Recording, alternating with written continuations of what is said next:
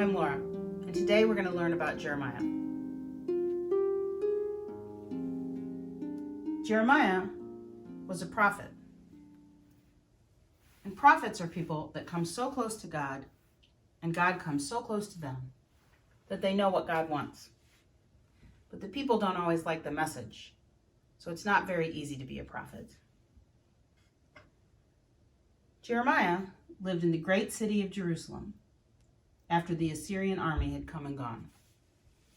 God came to Jeremiah and said, "I will make you a prophet to the nations." But Jeremiah was afraid because he was still so young. But God said, "Don't be afraid. I will be with you."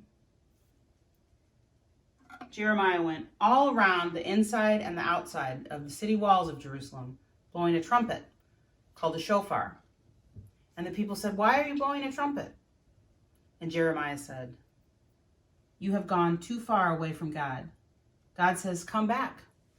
I am the God that led you through the waters to freedom and through the desert.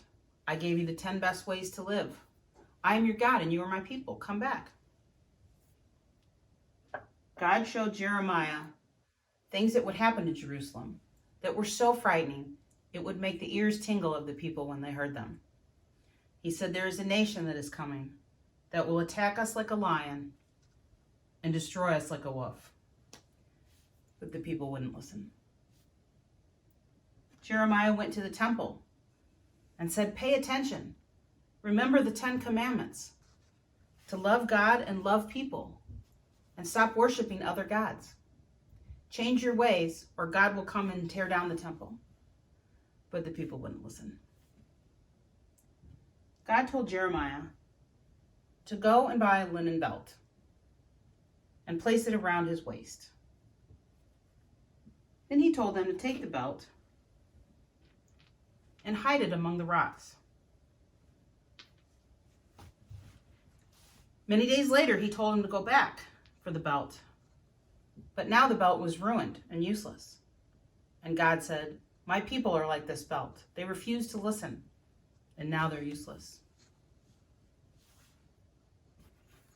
Another time, God told Jeremiah to go buy a clay jar from a potter and take it to the valley of Ben Hinnom.